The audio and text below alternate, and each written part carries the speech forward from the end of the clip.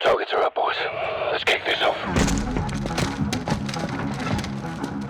The intent of the level was we were looking at everything that Call of Duty had done to date, and it had done large-scale war. It had done some more intimate sequences, but in general, the games we were making had been getting more and more arcadey, and this specific prototype, when we first developed it, was envisioned as a way to see if we could, on the stick, in gameplay, get the most authentic, most methodical experience of what it would be like to really clear a house with a Tier 1 team.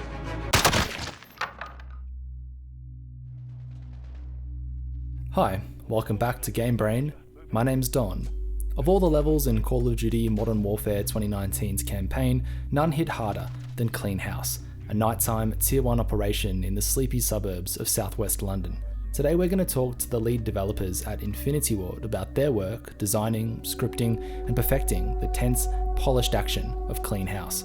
Jacob Minkoff was the campaign design director, Zied Rieke was gameplay director, and Mike Denny worked as a principal scripter. There have been similar levels to Clean House in previous entries, like in the first Modern Warfare, levels like Blackout, where you navigate dark buildings. But what did you want to do differently with the design of this installment, with a similar style, I guess?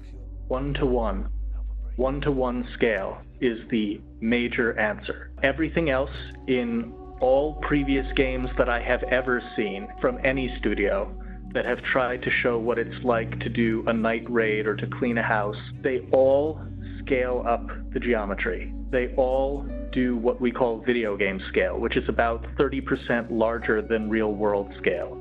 You do that for a lot of reasons. You do it because AI pathfinding is complicated and needs a lot of space to do it in. So for reasons like that, levels are usually scaled up until the AI has a reasonable sized piece of nav mesh in addition to the gutters that keep them from clipping through the sides of the wall. Trust me, there's a bunch of crazy freaking reasons why everything gets scaled up. And we said, forget about all of that. We know all the reasons why everything is always scaled up. It's way too hard to do this stuff, which is why people don't do it. We're gonna do it. About to enter with my Sally. Copy. The really interesting thing about doing something at one-to-one scale is that because it is real-world scale, and because our motion capture stage is large enough, we were actually able to build each floor of that townhouse on our motion capture stage, and we were able to have the Navy SEALs move through it and clear the rooms as they would in real life. Although you've seen things like this in video games before, there's something about this sequence that feels totally different and much more realistic, much more authentic, much more intimate and impactful than anyone else has ever done. And it's because it's one-to-one, real-world scale with the right amount of operators in such a tight space.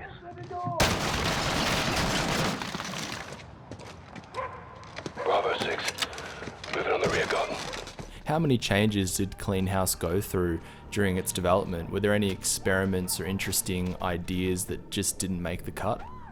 Yeah, about half the level was cut. We started... I would say the entire level was cut. Sorry. Yeah, true, yeah. 50% of the Sorry, there were two iterations of the level, two major iterations. There's a sub-iteration, but I'm not going to count that one, really. So you actually started out on the street level in a vehicle, like an APC vehicle, and you were going in through a garage, then getting to an overlook position to look down at the townhouse, and then you transition down to the townhouse into its backyard with your squad from there, and then go through a bigger townhouse. And that is a very short version of that.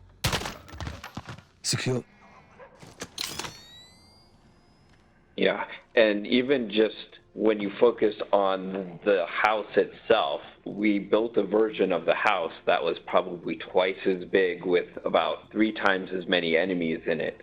And we were, using a lot more core AI, cover-based shooting, and we just couldn't figure out how to make this work and make this fun. And basically even though it was boarded and looked really nice and well lit and everything, we ended up throwing that out completely and going back to an entirely different layout for the house. How many enemies did we end up In the shipping in this? About 10. 10, yeah, which is probably a record for a Call of Duty mission. Secure. I also think the sheer amount of custom animation is something extraordinary. I've never seen or heard of a mission, and this isn't a terribly long mission, I think probably 8-minute average. A mission with this amount of animation and custom scripting, and virtually everything that happens in that mission is unique to that particular location, that particular character. One of the first things that Mike did was figure out how to get the guys to go up the stairs. And that in itself is like a technical marvel for me. That was probably the most fun thing to write. I got it in early, but I remember thinking about it about a year before I actually did it, because we knew we wanted everything to be on sticks, which is the main goal. We don't want you to be like locked behind some guys and then you press use and you're just holding the guy's shoulder as you go up the stairs or anything like that, where it's like an automatic escalator, if you will. So what we wanted was, okay, based on the player's push, the guys will move along with you and start, animating upwards. What I coined as the stair train. It worked out pretty well. I got that in pretty early, and it immediately gave everybody the free flow that they were looking for and the free gameplay and gunplay that they wanted. So it felt like you were literally going up the stairs and the guys were working with you, rather than, hey, come on, player, hit use, and then go on. So it was a lot of fun. Right, because you developed a system whereby each guy can pause individually, separately from the other members of the stair train, when their foot hits the stair. Yeah. So I like a green light, red light type situation, where when the foot was on the ground, then the guy would be green light to stop, and then the red light would be, hey, don't stop. So as his foot was traveling through air, he would not be able to stop until his foot was planted. That single level, which, as Z points out, is only about 8 minutes on average, that single level has more animation and more animation scripting in it for all the different possible ways that the player can interact with it than easily the whole of Modern Warfare 1. And I would actually wonder if maybe it's Modern Warfare 1, 2, and 3 combined. It starts. There's so much in there.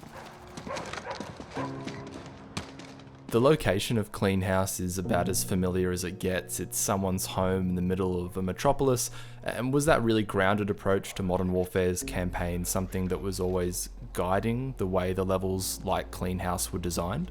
Absolutely. From day one, we looked at a great deal of movies and TV that had come out since the original Modern Warfare, and we identified that the big difference between the world we live in today, in other words, what is modern to Modern Warfare now, versus 2007, the battlefield is now global.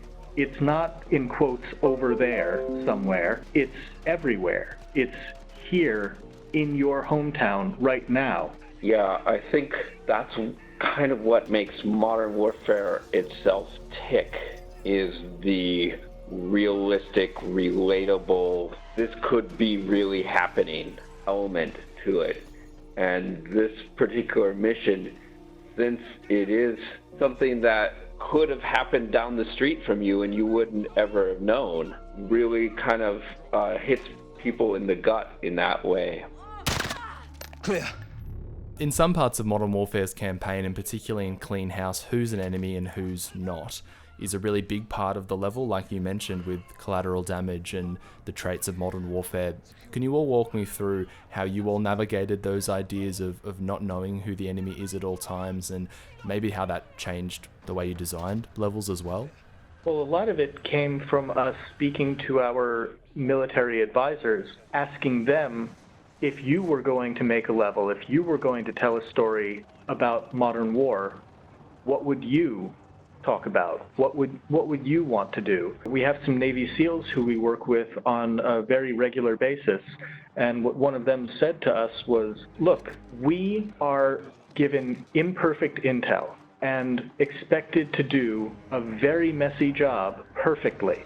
And we are up against people who don't follow rules of engagement, who will use anything to get the drop on us, who will use civilian human shields or hide among civilians pretending to be them to get close to us. So that grayness and that lack of clarity, we felt that it would be completely disrespectful to soldiers if we didn't represent how difficult and gray and unclear their job is in the world today. And if you look at movies that have come out in the past decade, they focus more and more and more on the lack of clarity and the grayness and the involvement of civilians in combat. You know I do. But this operation failed. So Got it. What you doing? You spoke a lot about the Navy SEALs, was it, that you were consulting with and chatting with throughout development to try and get the most authenticity out of your approach. Did you ever get any feedback about levels like Clean House and how they depicted operations like that from those Navy SEALs? Yeah, actually, they played the final game, I think like a week before it came out. One of them got on the phone and basically told us that this was the best representation of military action in a video game ever.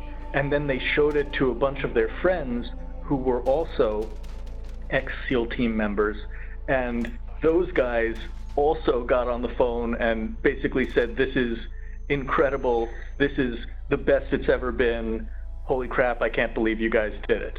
Yeah, in general, after we ship a game, what we hear from our military consultants is, we know that you had to make a bunch of concessions because you're making a fun video game, but none of that is anything like how we would actually do it.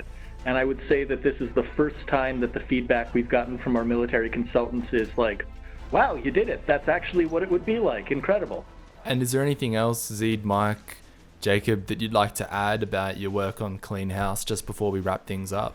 Well, I just want to say that I'm proud of everybody on our team who took on this challenge, because for me, one of the joys of AAA game development is putting something up on the board in the initial pitch phase early when we're prototyping and we're figuring out what the game is going to be, and everybody's saying, that's super cool, it's also impossible to do and no one has ever done it. And then 3 years later to look back and say, holy crap, we pulled together as a team and everybody working as hard as they possibly could made a thing that no one else has ever done. We did it. Yeah. These tunnels are our lifeline.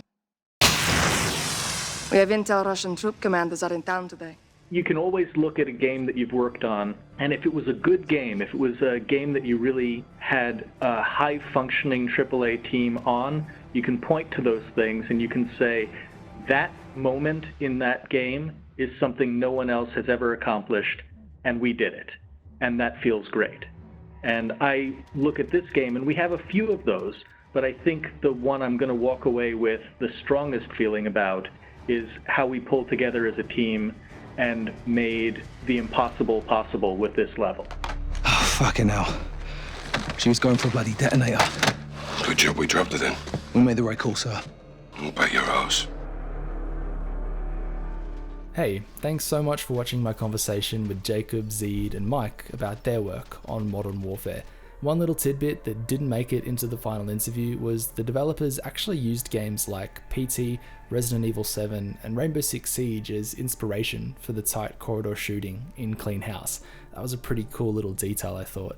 Also, engaging in this video makes a huge difference to the growth of Game Brain, so if you want to see this channel grow, please like the video, subscribe if you want to, and let me know in the comments below what your favourite Call of Duty level is. Hands down, my favourite is Warpig from the first Modern Warfare.